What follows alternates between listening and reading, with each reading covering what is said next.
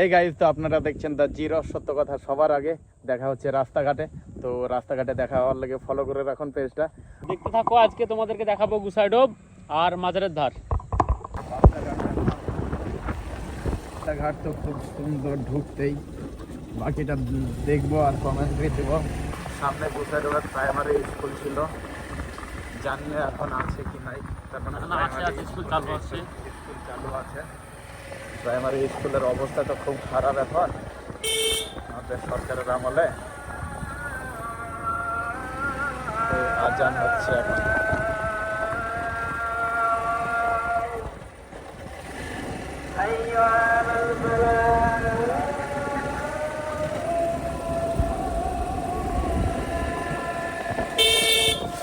Public আছে, রাস্তাঘাট খারাপ নাই, কিন্তু ট্রেনের একই অবস্থা। প্রত্যেকটা গ্রামে ট্রেনের একই অবস্থা।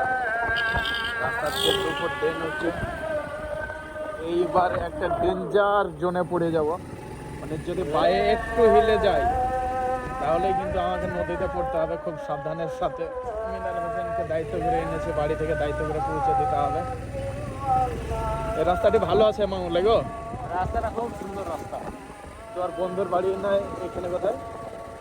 হ্যাঁ, সবই তো আমার বন্ধুর বাড়ি।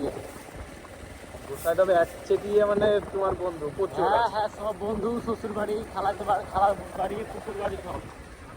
খালার বাড়ি, শ্বশুর বাড়ি সব। তোমাদের কিছু দুর্নীতি আছে নাকি দেখবো তোমাদের গ্রামে?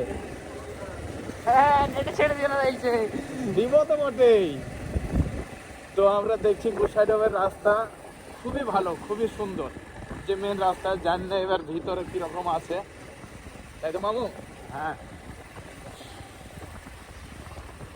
রাস্তা নদীর উপরে রাস্তা হলেও রাস্তাগুলা ভালো করা হয়েছে।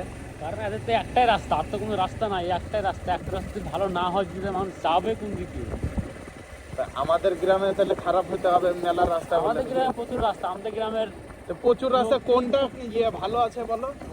ভালো না থাকলে রাস্তা তো আছে, তা অনেক রাস্তা আছে। তুমি যদি যাও, তোমার ভালো রাস্তা যেতে হবে, কোনো মানে আছে নাকি?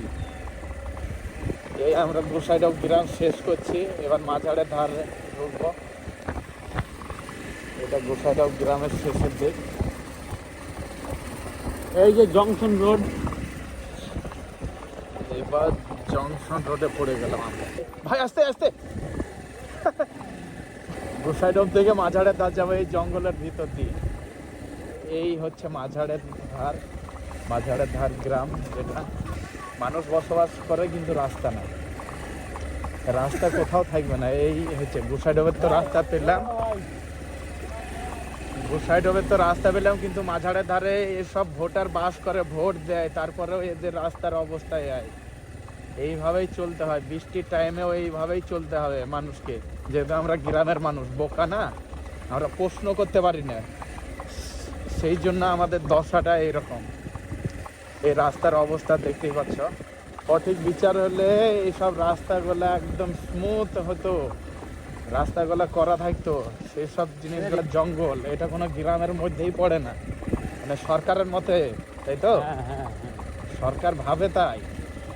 এই যে রাস্তার অবস্থা, মাঝাড়ের ধার গ্রামের অবস্থা, যেখানে ভোটার বাস করে, যেখানে 1000 টাকা করে নেওয়া মানুষ বাস করে, সেই গ্রামে বড় বড় বিল্ডিং থাকবে, কিন্তু রাস্তা সরকার কোনো সময়তেই করবে না। দেখো এই শেষের দিকে এবার একটু রাস্তা। চাচা টানো গো, দাঁড়াইছো কেন তুমি? তো এই যে মাঝাড়ের ধারের যে মেন রাস্তাটা, গকনো থেকে যে রাস্তাটা চলে আসছে, সেই রাস্তার অবস্থা, ঢালাইয়ের কি অবস্থা হয়েছে, মানে ঢালাইটা করেছে কিভাবে? ঢালাই মনে হয় ওই 3 ইঞ্চি করে মশলা দিয়েছে, তাদের সিমেন্টের ভাগটা দেয়নি, ম্যাটেরিয়ালও সেইভাবে দেয়নি, দুর্নীতি করে কাজ করে চলে গেছে, তাই বলে আজকে এই অবস্থা। এই যে এতটা খারাপ রাস্তা, মানুষ ভোট দিয়েও, সরকার বানিয়ে একই সরকার টানা 15 বছর রাখার পরেও মানুষের এই অবস্থা, এই দুর্নীতি মানুষকে দেখতে হয়েছে। কি করবে, কোথায় যাবে মামা? আমাদের দেশে বিচার নাই তো। একটু ঠিক হবে না কোনোদিনই? কি ঠিক হবে না? কিভাবে ঠিক হবে? পাবলিক যদি আওয়াজ না তুলে, পাবলিক যদি না বদলায়, তো কোনোদিন সরকার নিজে থেকে বদলাবে না। পাবলিককে তো আগে বদলাতে হবে, যে আমাদের সাথে দুর্নীতি হচ্ছে, আমাদেরকে এবার দেখতে হবে। পাবলিক দেখুক। তো পাবলিক তো ভয়ে মুখ খুলছে না।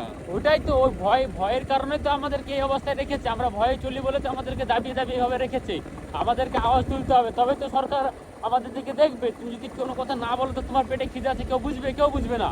তো এতক্ষণ আপনারা দেখলেন গোসাইডোবের রাস্তা এবং মাঝাড়ের ধারের রাস্তা।